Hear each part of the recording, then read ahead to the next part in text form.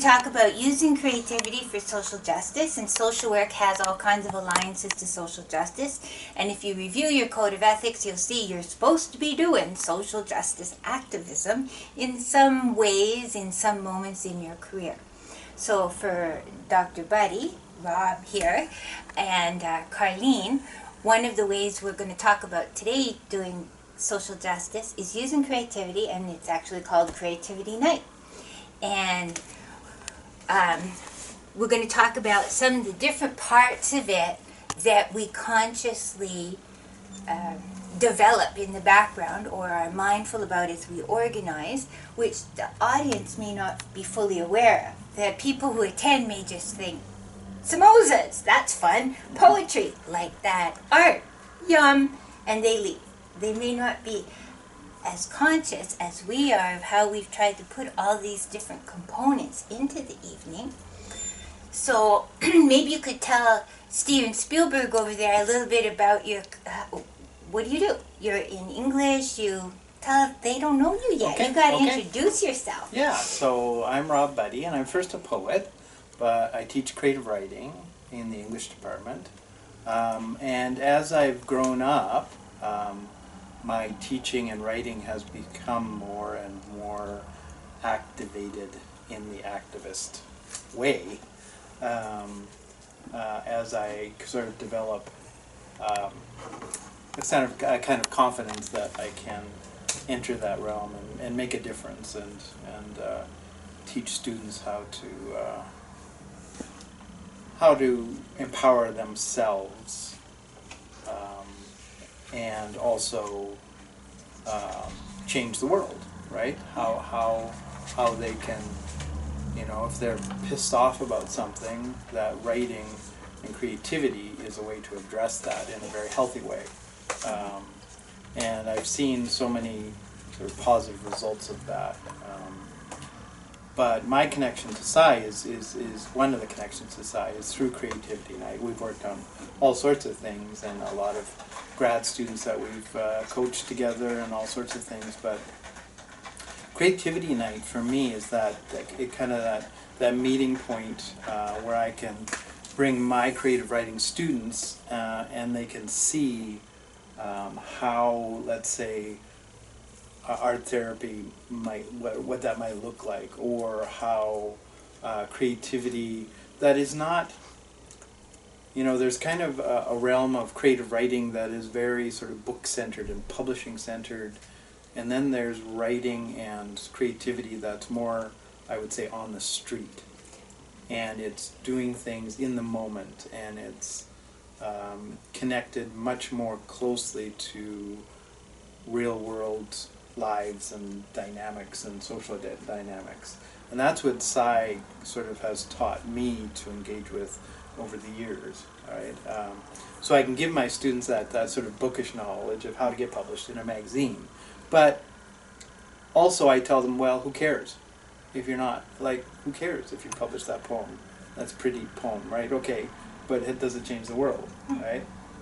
So I can speak to students who maybe are having some troubles, right? And say, okay, well, writing can be a way to you know, really a way out, right?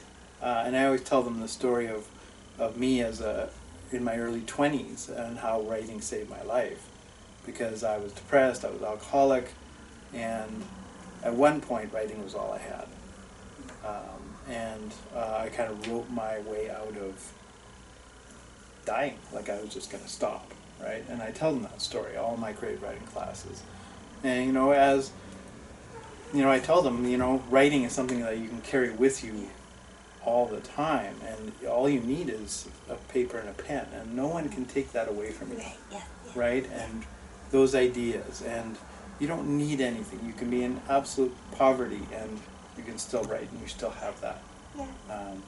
So all those things, you know, I bring my creative writing students to Creativity Night to give them that sense, and they hear, you know, let's say the social work student who's talking about the experience, you know, of clients. We're working in one of the greats, organizations we have here. Shelters. Or youth group homes and stuff like that. Yeah. And it opens up possibilities for them for self-expression, and also possibilities for engaging with social issues that they feel passionate about. Right, So that's the space right in between your whole life and your whole career, my whole life and my whole career. Yeah. And Creativity Night is one of those moments where it kind of can come into full harvest. Yeah. Just to give some more examples of that, and we'll talk more about the structure in a minute, but just to riff off what you said there, we've had people like Hira and her sister Fiza who've sung songs, beautiful, empowering songs, and they're speaking about what racism is like, or what it means to be a woman in a Muslim culture, or body image, or struggle as a newcomer to Canada. So there's those kind of stories and pulsing, beating right here, right now, things that people sing about or tell stories about or poems about. We've also had a young man who's Indigenous and gay and a social worker, and he has frequently read poems or told stories or showed up at Creativity Night. So I'll back up a little bit, and Creativity Night happens once a year. It happens in coordination with the English program and Rob, the Arts Council, which is a group that kind of meets once a month for years and years and years, 20 years, and has a very small budget but tries to bring more creativity to UNBC in various formats.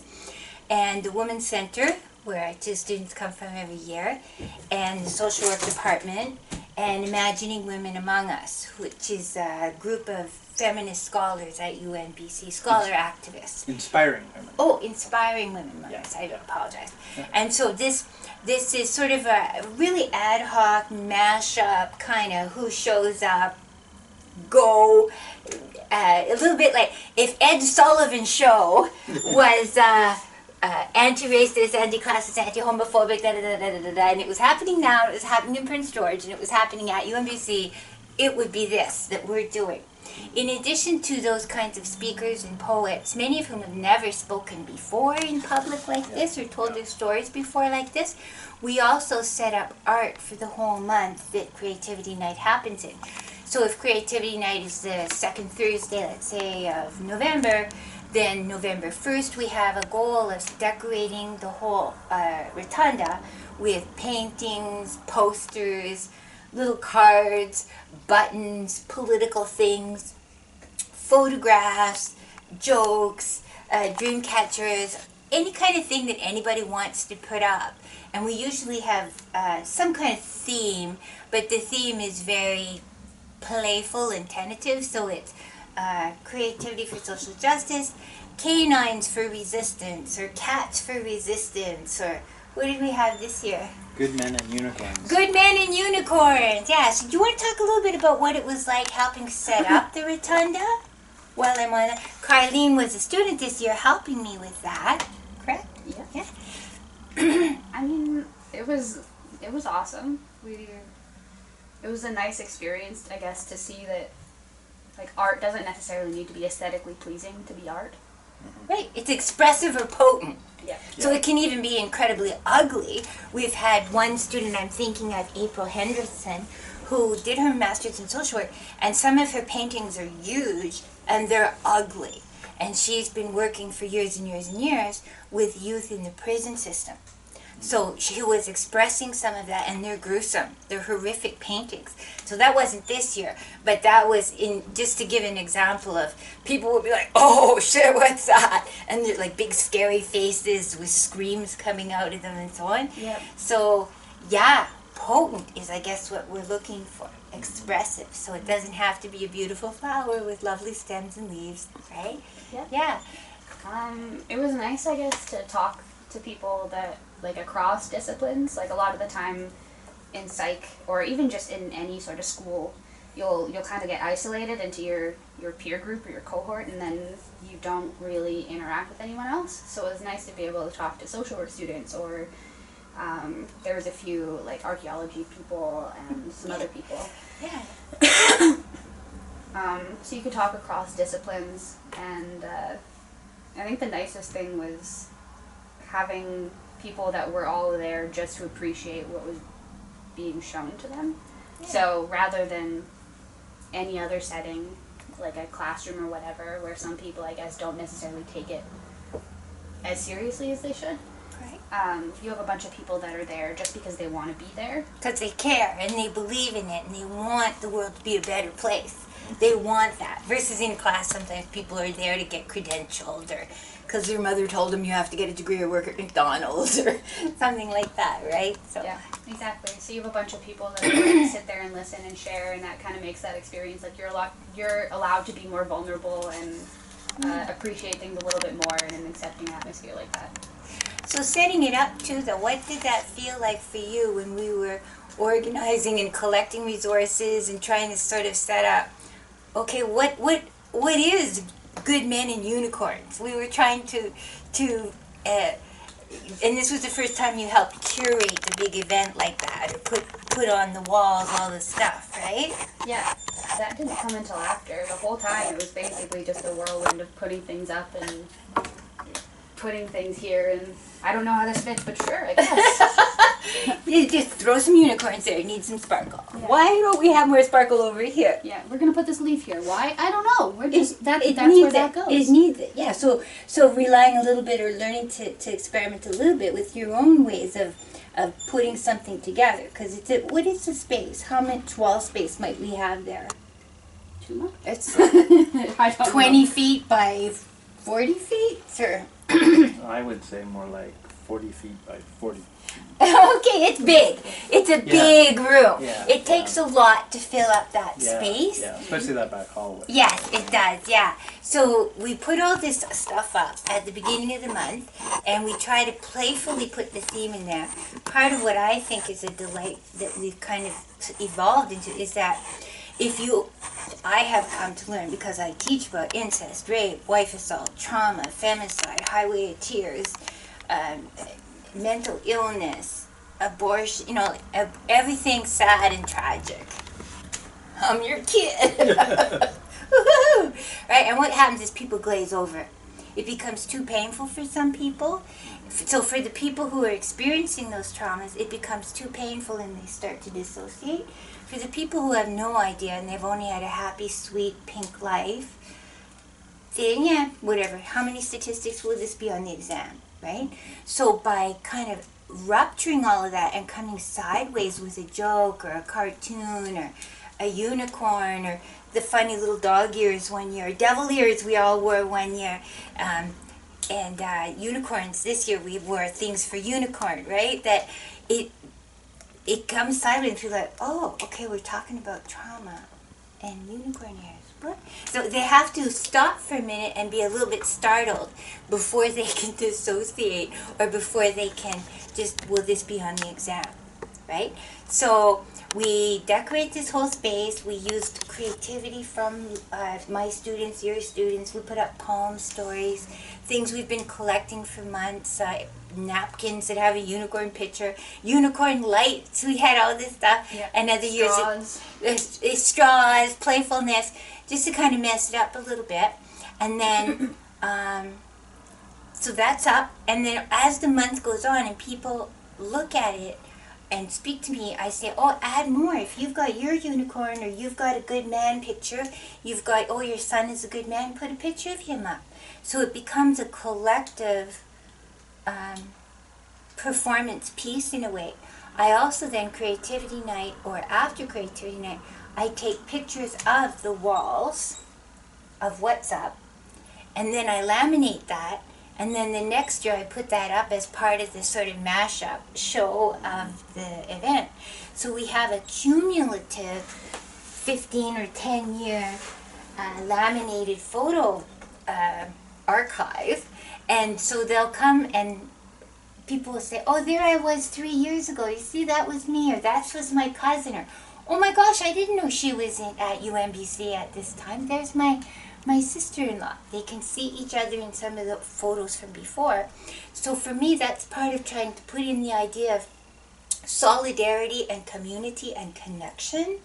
So I just want to go back to what you said too, Carlene. That was very good. That so I actively try to get people from the college to come, and I get third-year social work, fourth-year social work, master's level social work to come, and I also make sure to invite previous graduates from social work. I send them individual little emails and try to get them to come.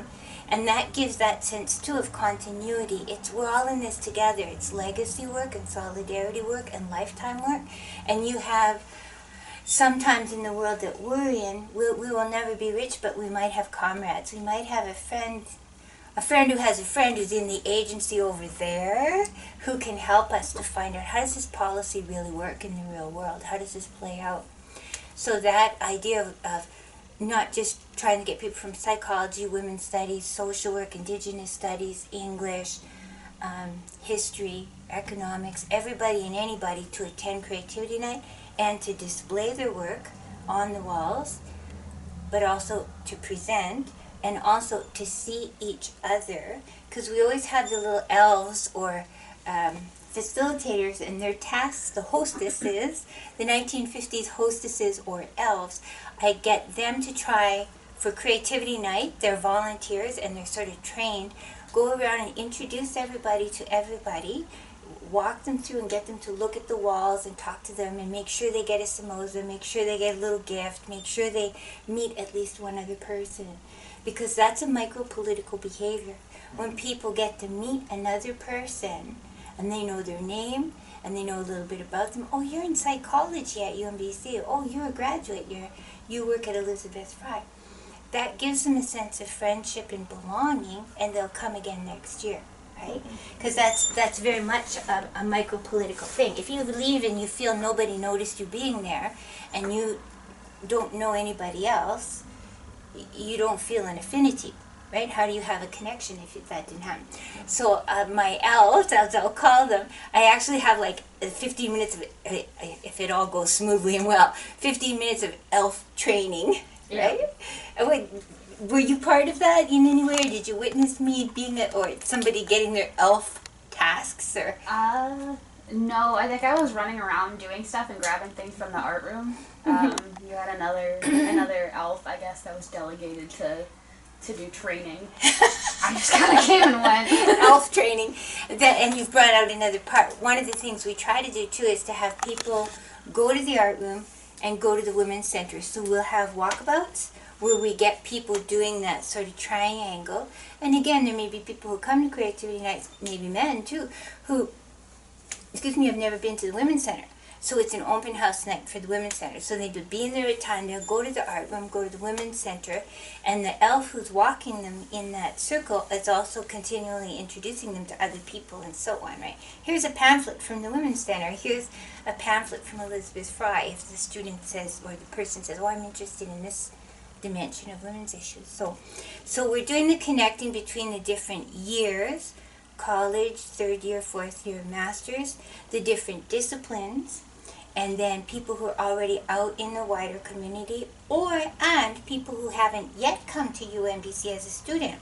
So we always try to encourage people, bring your spouse, bring your sister, bring your friend, and it's a moment too where they can go, oh, well, this isn't too intimidating. I could go to university. This doesn't look too scary. And if an elf is introducing them and they've seen the Women's Center and they've seen the Art Center, then they kind of go, oh, okay. It puts an idea in their heads, right? So it's a coordinating and solidarity space between English Department, Social Work, the Women's Center, Arts Council, and Imagining Women Among Us. And then the participants, all those different places. And then another level of connection is having professional speakers, like we've had Hiromi Goto spoke one year, and other graduates of your program, like Josh, or there was Jordan this year, and also was a graduate of your program, correct? Yeah, and Taylor Ingram. Taylor. So these are people who have their MA finished, they're out there in the world, and then they come back and they do they read some poems or tell some stories or do something to share. And so that's a way for other people to say, oh, that's what you could do with a degree in English. You could go and work doing this or this, or you could have that or that kind of a life in the future. So it's a very fertile space. I see it in that way.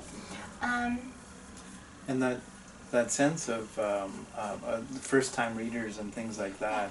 That's one of the, and breaking down barriers. Yes. That's really important and something that is helpful in terms of, let's say, my creative writing students, because there's always that stigma that writing poetry or writing a short story or something is this arcane knowledge, like, you know, that you need some sort of innate sort of God-given talent to do. The super brilliant geniuses among us, right? And right away I have to break that down and say, no, anybody can write. Everybody can write, you know. It's like the Disney Ratatouille movie. Everybody can cook, and little rat can become a chef. It's an intrinsic birthright. Like, you can inhale, you can exhale. We can help you to do this moment. And often once they've had that threshold moment, the first time they read a poem or told a story or sang a song, and then everybody claps and they feel embraced by that, then they're way less scared the second time.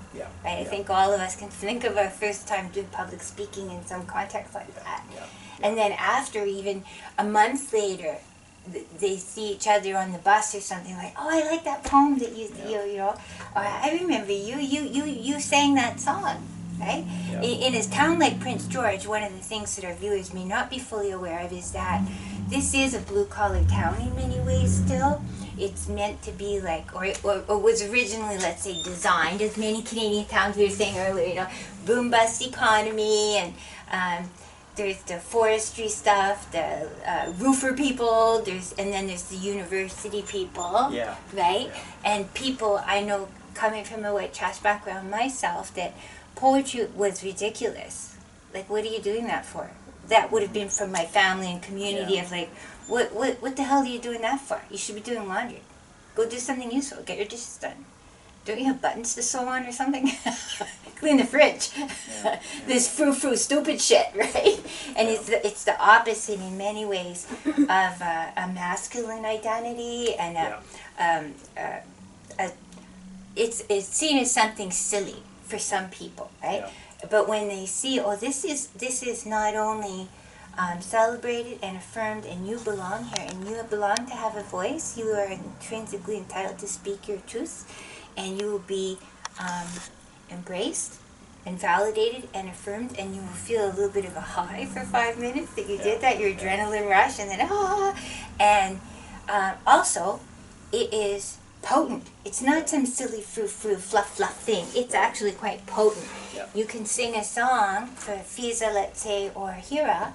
They have sang at protests and rallies and fundraisers. And Hira just organized a 10,000 person rally in Vancouver, like, holy. Like, there you go. There you go. But often people need those first times, those first, second, third times where you build your confidence, right? And so that's a beautiful thing. That's right. Black Lives Matter in Vancouver. That's right. That's right. So who knows? Maybe someday she'll be like Prime Minister or something and say, well, we knew you and you were at Creativity Night, right? We know that. That the creativity part of it, and that sense that anybody can do it too, is really important for vulnerable communities too, because, like, you know, the rich white boy who walks into my class, like, okay, you know, I'm not really talking to you, right? Because you'll be fine, you know. But, you know, saying anybody can write, and look at, you know, so what some of these people are doing, you know, that is so important for the vulnerable communities who've been shut out of academia for so many years, Indigenous folks. We always try to have lots of Indigenous content, whatever it is, whatever the theme is of the year, what is the Indigenous dimension of that, and who can we bring into this experience, who will share their thoughts and feelings and so on, put up posters and whatever we can bring to be part of it, right? So the fertile space for growing our own artists too, from the north, to give people that creative space, because again, people tend to think, well, the only way I could ever move myself forward as a creative person would be to move to Vancouver, or move to New York, or move to San Francisco, right? There aren't real poets ever from northern BC. There are. Look at Creativity Night, and that's why Amanika, and that's why Thimbleberry, right? Right, exactly. Those spaces. Exactly. And creating more and more of that nurturing space.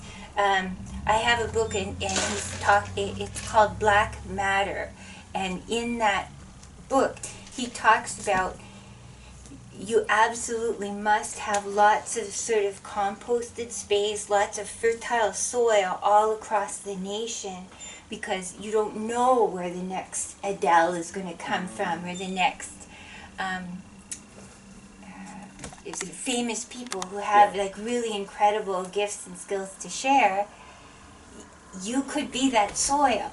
If there's no soil, if we say, oh, only in Vancouver, San Francisco, New York, Toronto, well, why not Northern BC, right? Especially now when it's a world all about learning how to use computers and technology, and we have right here our own Steven Spielberg, right? That it might have been true 100 years ago that if you want to develop your skills and your voice and your talent, you may have to go where the studios are or whatever. But you could do these skills, these wonderful things, right here in Northern BC. We have a right, you have a voice, you have an interesting story.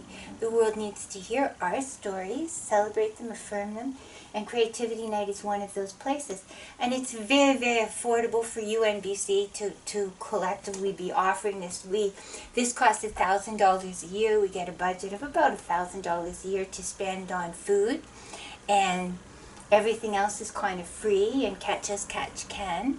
And we always are intentional too about our food. We try to have vegan food, we try to have vegetarian food, we try to have Indo-Canadian food, we try to have experiences with the food that people might not otherwise ordinarily have. So we try to bring that in. We try to, at the end of the night, the people that we know are struggling students who say, oh, you should take home this extra food, and you should take home these extra donuts or cookies or so on. And we also try to have little gifts that are part of the whole celebration, so people can bring home a little souvenir or token of what happened, and then they, I hope, are taking that as a little bit of an infomercial to celebrate next year's next year's Creativity Night, because they can then, oh, I have my unicorn thing, or I have my, what were some of the door prizes this year? Lights that had a unicorn head, and you put a battery and it went blink blink or something. Yeah, we had some of that. We had some notebooks. We had the little vases that we filled up with cedar. Yeah. The vases, that was another lovely thing. Those we found, I found boxes of vases, glass vases, that were going to be thrown away. I found those in the recycle room. And then Carlene and others collected flowers and cedar, and we made these little vases and gave them out to everybody. Yep. And a lot of people don't get a flower from anybody, right? So it was like a little, I always try to have that little touch of love or affection. One of the mottos of my life is Emma Goldman said, if I can't dance at the revolution, I won't go, right? So the idea that social justice activism, people think, sometimes they think, oh, I could only be a social justice activist if I go out there and I'm on a protest or a picket line and the police gas me and I go to jail. There's all kinds of ways to be political. It's how you spend your money, it's the food you eat, it's the poetry you support and buy, it's affirming those who do take a little bit of risk. Here's a flower, you know, here's a free meal for tonight, here's a hug. And I try when I'm at the microphone to just be silly. I try to be very playful and very, I try to do everything I can to rupture the idea of Dr. Si Transken from the social work department, because many people hate social workers. Many people think of us as homewreckers and baby stealers, and they think of us as the 60s scoop, and they think of us as residential schools, and they think of us as racist and sexist and homophobic, which we have been at some points in our historic journey. So I kind of make myself a role model of white bush trash, swearing and eating fun things and just being playful and outrageous. Mm-hmm. And I consciously try to, you know, commune with my inner Phyllis Diller and my inner everybody's silly and outrageous, and I try to be spontaneous in the moment, because I want the people in the room to say, oh, that's what a professor could be like. Yeah. Mm-hmm. Exactly. Yeah. Save up your money for tuition. You too could be this ridiculous. Woo! And it's that accessibility, right? Right, yes. You make yourself accessible, whereas, you know, other people in the social work program that I won't name are not accessible, right? There's walls up. Right. And especially certain types of walls that are very gender and race and, you know, class defined, right? Yes, certain protocols and even manners and presentations of self are consciously or semi-consciously constructed to put a barrier between you and the client, you and the community, and people like me. I've had in my life at least 10 times I've been told by someone in those places, my reptilian overlord world, that I have poor judgment because of the way I conduct myself, or that I'm unconventional, or that I have a disrespect for protocols. And they mean that to hurt me when they say those things. They're not going, oh, yeah, you're unconventional, right? They're saying, we're watching you. And you need to pull it in a little bit, right?